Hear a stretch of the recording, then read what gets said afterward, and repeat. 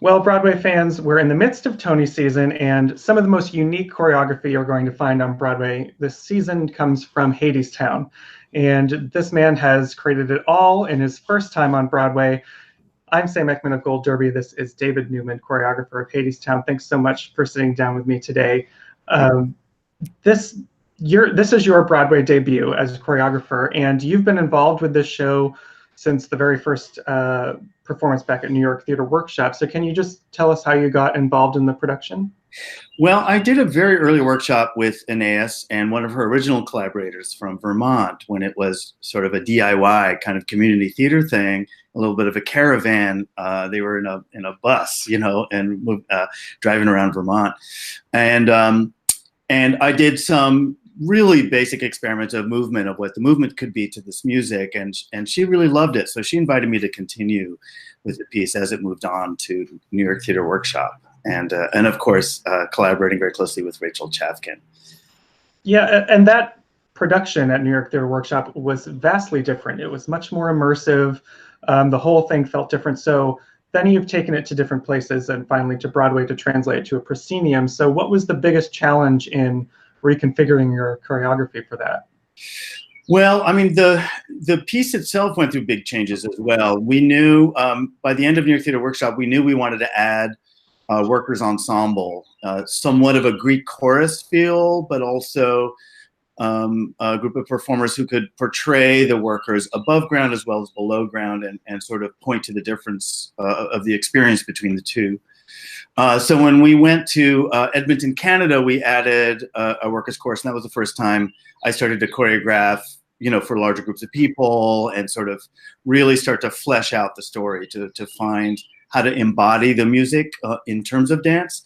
At New York Theater Workshop, we had 3 fates and then the principals, and there was a little snippets of dance, so like the beginnings of some of the themes that we worked with in future renditions, but it was in Canada when we really first started to conceive of it choreographically a little bit more deeply.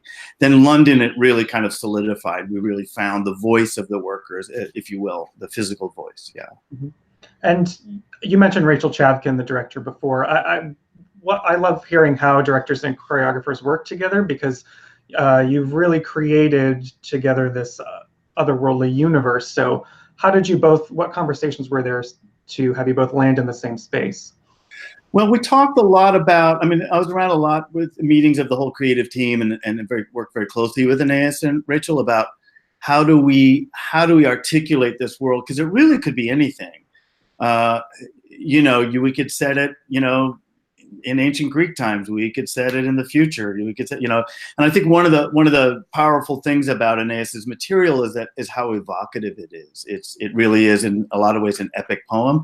So I think it evokes a lot of imagined spaces and people and people's imaginations when they hear the music. So part of that conversation was about the physicality, and Rachel and Anais and I all agreed that it had to be quite physical. It had to feel like difficult labor, but not be too illustrative or literal. We even tried an experiment with actual fake pickaxes, and I think that idea lasted about 22 seconds.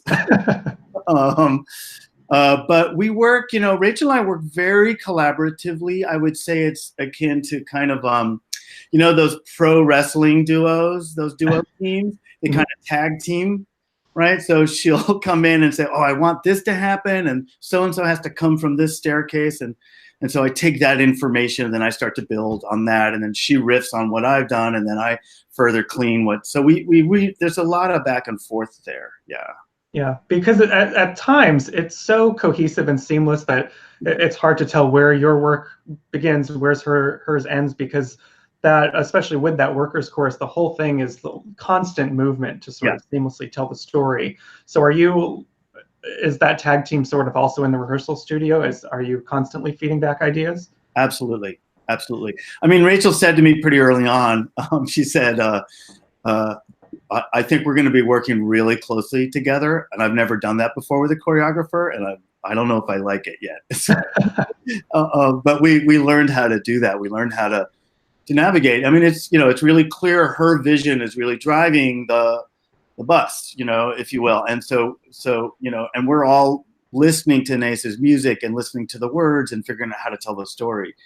My intention was always to embed the choreography somewhat into the staging so that it didn't feel like the story stopped for a dance number or that kind of a feel, which is a totally great way to do it in other musicals. But I think this one required a different sort of relationship. So staging, and for me, as a dance maker, I like using movement from any range of movement, from the most mundane pedestrian scratching your butt to full out kick your face with your leg kind of dancing. I love that range, and so that sort of fit well with the concept of how we were going to have dancing in this piece. We also have the challenge of turntables in a very small amount of space. So how do you travel, right? Is a basic question. And I found ways to navigate that in terms of the movement and in terms of how they related in space. Yeah. I wanted to ask about the turntables because that's obviously something that was new for the proscenium staging. And it's such a great way of having constant motion, and there's always dancers encircling the singers, and like in the chant sequence is really great when they're underground. What was it difficult using that? I just couldn't while I'm watching it. I was like, how did they think of in the rehearsal space where they're going to enter and exit on there? What was the challenge with that? What's really hard is to rehearse without a turntable and then translate that to like, well, where the hell am I now? Where's downstage? So we had to develop vocabulary that talked about you're facing the center of the circle or you're facing out from the center of the circle. It's no longer stage right or stage left because that changes all the time. So it's a pain in the ass, but it was also kind of fun to figure that out. Early on, our first use of turntables was in Canada. And I remember Rachel Chavkin and I like staying up really late at night with the programmer, kind of going through the whole show, kind of building a set of cues we thought might work before we teched with the actors. And that really saved us. And we had turntables in London, and that really helped us a lot. There's a certain amount of trial and error, but also Rachel has this magic gift of like just sensing what the timing is, what the speed needs to be, and that was really great. So we had a sort of an in. We had this turntable genius at the helm, but it was really fun to work with. For me, the turntable was an easy decision to say yes to agree to, because the central image of this story really is walking, is journey. How do you get to Hadestown? How do you get to the underground? How do you get out of the underground? The walk of life. All of those things were integral to the story, those actions. So that was already sort of embedded in the idea of what the choreography meant as well. And you said you kind of draw from a wide source of different movement styles. Where do you think your inspiration for this show specifically came from? Well, in listening to the music and how it has sort of a New Orleans vibe, New Orleans is a very unique part of the country, and certainly a unique mix of cultures. And so I wanted to reflect that. I also think that Hadestown is very American, and I wanted to reflect the diversity that makes up the American culture as well, and certainly in terms of dance. So my background is very eclectic. I really loved as a young dancer studying dance from different cultures. And I spent a lot of time studying, for instance, West African dance styles, traditional West African dance here in the city, and then I traveled to Africa and studied there for a while. I studied a lot of Afro-Caribbean dances, dances from traditional No and Kabuki in Japan, Buto, Capoeira. I did a lot of modern and ballet. I was a club dancer. I was a b-boy when I was a teenager, and then I was in the club scene, the underground house scene for years, and I actually got to dance with Willie Ninja and House of Ninja back in the day. So there's a weird mix of all of that. I mean, I think you can kind of see it in the choreography, and I don't really, it's all dance, and if it works on the body, then it's fine for me. And I think having this diverse group of actors, move through all those different sort of cultural, like kind of glancing against those dances, I used aspects of them. I didn't try to put a traditional dance on stage. That wouldn't fit in the story, and nor is it my place to do that. But I do think that admitting in a way what this country, who this country is made of, and what the history of this country is in terms of labor, and in terms of effort, and in terms of being oppressed or feeling free, what those can mean, even on a socio-political level. I try to gently introduce that as well. I think that's an important aspect of our piece. Well, I wanted to talk about those actors too, because each character in this show seems to have their own distinct movement language. Indeed. And you see it from the first moment where Andre de Shields steps out on stage and sort of like glides across. What was your kind of influence on that and helping them create that? Well, in my process, I like to work very, very directly with each actor. And I have a performance, I'm a performer too. And so I have this sense that, performers just discover something along the way in the rehearsal process that the outside eyes can't know, right? The director and choreographer can't know. There's a extreme sense of knowledge and wisdom and experience in there, and certainly with Andre de Shields. So I would throw out suggestions and have conversations with them about what's happening in this scene for them, what's important to communicate, what does the song mean to them, and based on what they were starting to give back to me, and certainly in response to how Rachel was directing them, I started to carve a movement language, a vocabulary specific to each character. Amber and I did that very early on, obviously, at New York Theater Workshop. And, in Way Down Hadestown, it was clear that this was a really difficult moment for her character. She had to go back underground, and we staged it almost like a second line, almost like a funeral in New Orleans, both celebrating Persephone and saying goodbye to her in the springtime. And so I wanted something really kind of punk and kind of violent and not necessarily pretty, and she was way into that. So we found that vocabulary. And with Andre, I worked with this idea of him being flight of feet, like he's got wings on his feet. Hermes can travel between the above ground and the below ground, and so he's kind of slick. He's kind of a trickster. So that entered into the way that he does some of that material, which is a little bit more recognizable, but it's, he's having fun with the audience. In other words, certainly in Road to Hell. Yeah. Well, those earlier days you talked before, when you were a b-boy, and Willie Ninja, for everyone who doesn't know, is sort of like a Vogue legend of the drag ball culture. You danced with Doug Barone. In those days when you're cultivating that eclectic background of dance, where did you sort of see yourself going as a dancer and choreographer?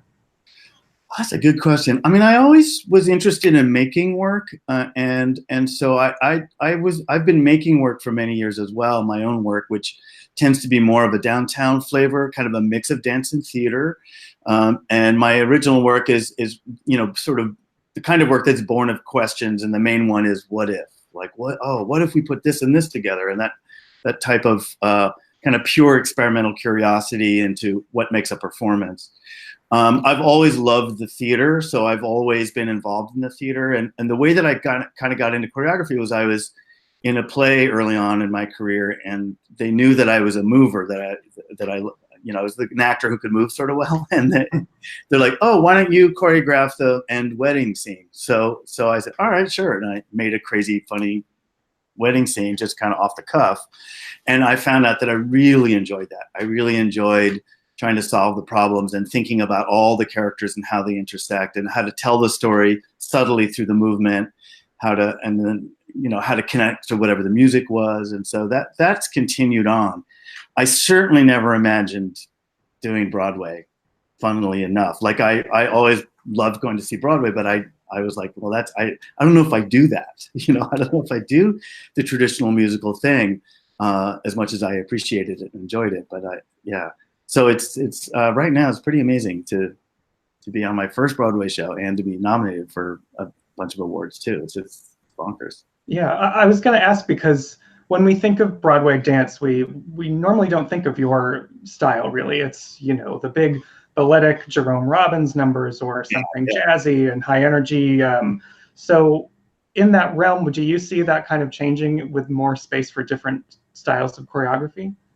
I think so. Yeah. I mean, I think, you know, you look at, you know, Spring Awakening, what Bill T was doing was very gestural, and you could sort of, I could draw a line from his choreography to some of the postmodern experimentalists in the late 60s and some of the radical ideas they were doing. They were the ones who were saying dance could be anything. It could be a drunk walking down the street. It could be your Aunt Sylvia, you know, pouring herself another martini. That, like, those are, you know, those are both valid places to find movement vocabulary. And so looking at movement from a much more holistic, you know, larger worldview is something that I'm definitely interested in and think would be great to see on Broadway. You know, we talk about diversity, and you know, one of the ways that diversity can work well, I think, is also a diversity of approaches. Like, that's one of the things about this season that's really exciting to me, is like how wildly different these shows are. There's a lot of downtown people uptown, but there's like this real mix of, you know, Kiss Me Kate to, you know, Ain't Too Proud to Hadestown. Like, they're all three are like wildly different approaches to choreography and staging, and even what a musical is. So I think that can only be healthy. I think that can only be healthy, because I think that attracts new audiences, and I think that keeps the American musical tradition alive and growing and evolving. So I'm all for it. Yeah. Well, and I wanted to ask about Doug Elkins, because that's a company I've always enjoyed. You're one of the founding members of Doug Elkins Dance. I've seen Fraulein Maria countless times and Hapless Bazaar, and it's always fantastic to watch. And did you learn anything from that experience with them that sort of helped you lead a Broadway company? Absolutely. Doug is an absolute genius. He really is a one-of-a-kind artist, and a beautiful human being. And I worked with him very closely for 8 years, I think, or 9 years. And I learned a lot. I mean, that's really how I met Willie Ninja, was through Doug, because people were seeing that he was mixing, you know, sort of vernacular dance with postmodern ideas. And that was a very interesting thing at the time, and fairly new, and certainly distinct the way that he was doing it. So yeah, being introduced to Willie, and then Willie embracing me, and then like touring with him and working in the club scene was great. It was a way of affirming the, you know, part of why I'm passionate about dance, and that it transcends whatever dance style or genre you're working in. It becomes about something about a full human being, understanding how what the body can communicate, the complexity of that, and Doug was someone who definitely understood that. Mm-hmm. And after all that, you are now, this is your first time on Broadway as a choreographer, and your first time out of the gate. Yeah. You're a Tony nominee. I also have to congratulate you, because you just won the Chita Rivera Award for choreography. So what does it feel like, you know, coming from that downtown scene and suddenly being wholly embraced by the Broadway community? It's amazing. It's an amazing feeling, and I won't lie to you. I am shocked. I'm honestly surprised that I thought for sure that since my choreography wasn't like a lot of traditional Broadway choreography or musical theater choreography, that people would say, "Oh, that's very interesting, but it's not our cup of tea." And I couldn't be happier that it's recognized for what it was. And the Chita Rivera Awards in particular were that was an incredible honor, just because of their particular focus on dance and the dancing ensemble and the featured dancers, and so that idea that they're looking at dance as an important part of the musical. I found that really profoundly exciting. Well, I'll wish you well for the Tony Awards in June. I hope you have a fantastic time there. Everyone who's watching at home, please hit subscribe. Keep up to date with all of our updates during Tony season. And David, thank you so much for joining me today. Thanks. It was a pleasure. Great.